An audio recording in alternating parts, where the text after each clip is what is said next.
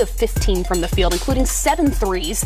And Kendrick Nunn came off the bench and scored 14 on 6 of 11 from the field. Our Jared Greenberg and Steve Smith spoke to both of those guys following Game 5. As this series has gone on, I'm getting more and more comfortable. And truthfully, I was very disappointed in how I came out really in those first 2 games. I felt like I wasn't myself and what I've been all year. And like I said, credit to these guys because they're just always in my ear. They're relentless, always asking me to be aggressive and do my job. And obviously, it helps when the ball goes through a little bit. That obviously builds confidence as well. Before you get a chance to get your feet set to take a shot, what's the mindset of you? Because this looks like they're trying to be physical. Coach Spo always says persistence. That's a key for me. So particularly at this stage, everything's scouted. Everyone knows what you're trying to do. And, truthfully, I hardly take 2. So they know I'm trying to take 3s. And it falls on me to be persistent and get to my spots and really do whatever it takes. What if I told you that only Ray Allen and Steph Curry have hit more 3s in an NBA Finals game than Duncan Robinson? What would you say? I'd say that's very good company. Those are 2 big-time players, storied careers already. Obviously, one of them still going. So I guess I still got 2 people to catch then. Let's talk about your journey and going from not playing in playoff games after finishing as a finalist for Rookie of the Year to now having to step up and play a pivotal role in a win-or-go-home game. Yeah. What did that mean to you? It means a lot. I just knew I had to stay ready. Even though I wasn't playing, the rotations got short, and I knew there would be a time where my team needs me the most. So I just had to stay ready in between those days, not playing, and stay sharp, and that's what I did. How tough was that for you to take those DNPs as you worked your way back? It was definitely tough. Just knowing how I contributed to this team all season long was a big factor. Also starting throughout the whole entire year, and it was tough. When you see a guy who's been a leader for you, Jimmy Butler, go out and play more than 47 minutes tonight and put it all out on the line, what do you think about when you're watching this happen in person? I know the type of player that Jimmy is, so I'm not surprised by it at all. He's built for it. That's the type of player he is, and we have confidence in him that we can lean on him and get the job done. For you being such a young guy, are you sitting there at any point saying, oh, my goodness, it's LeBron and Jimmy Butler going back and forth in one of the best games we've seen all year? No, I'm not, actually. That's probably why I have so much confidence, right? Because, I believe I belong.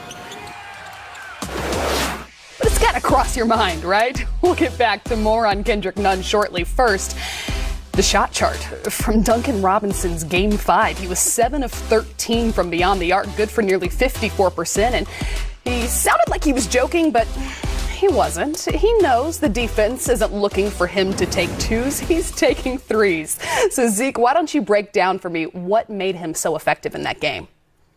Kristen, what really makes him so effective is that he moves well without the basketball. And he's great at reading the defense. And, in basketball, we all know the screener gets the shot. So he's an excellent screener. He sets the screen. Butler drives. Now, Green turns his head and, baseline drive, baseline drift. Even though it's not a baseline drive, Duncan knocks the shot down, losing his man. Those fundamental disciplines always come into play. Again, everybody's ball watching. And you always talk to see man and ball.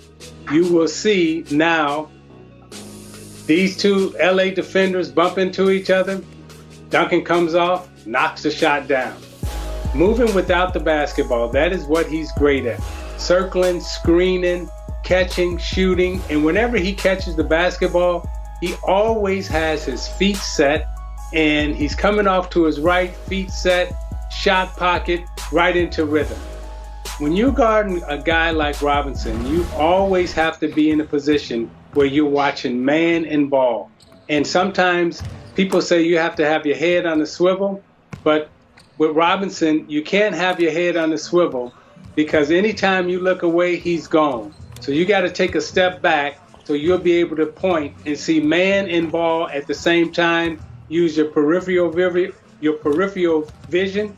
But if you are looking and got your head on a swivel back and forth, Anytime you lose Robinson, he is gone and he's knocking down threes. Let's talk a little bit more about Kendrick Nunn as well, because GP, he did tell our guys down in Orlando that he stayed ready even when he wasn't playing. What did you see from him that made the difference off the bench?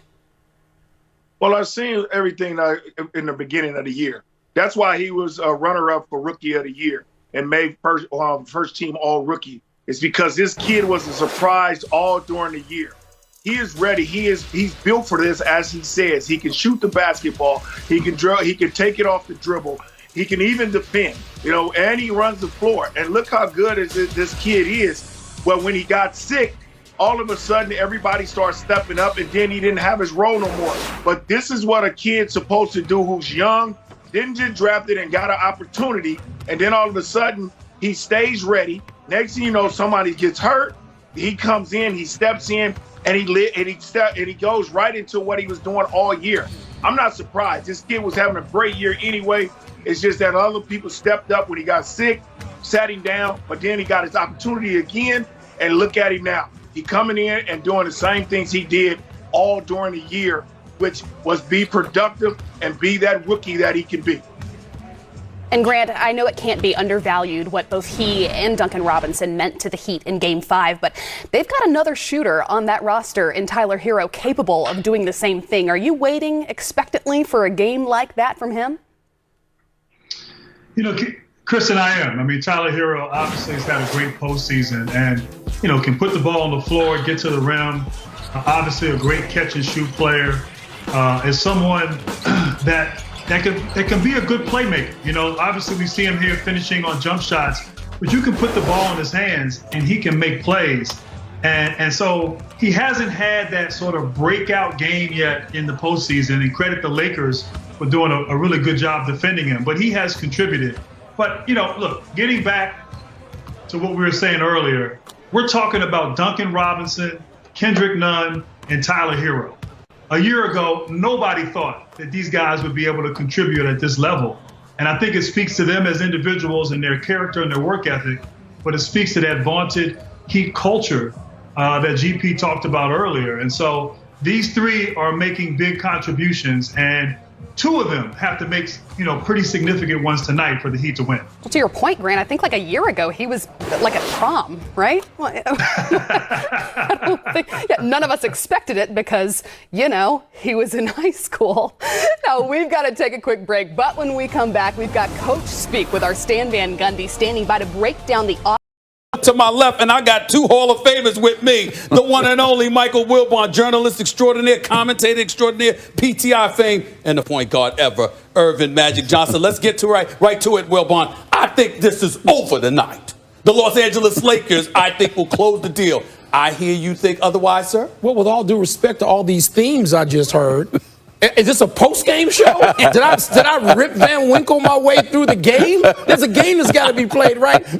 I am not disagreeing in a huge way with you two guys. I think the Lakers are going to win this series, but I don't think it's going to happen tonight. I'm not only am I not sure of it, I think Miami has one more in them, Stephen A., and it's not going to be a Jimmy Butler game for the ages. Look, guys do that once in a career.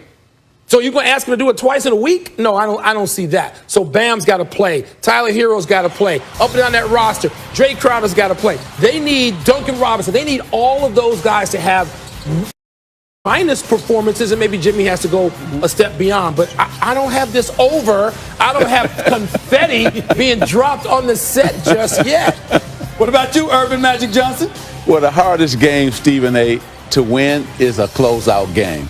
And I would say this. The toughest team you ever want to play is this Miami Heat team, because there becomes a point in a series when the team that's down 3-1 knows that they can't beat the other team.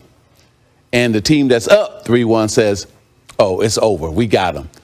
This Miami Heat team is not that type of 3-1 team.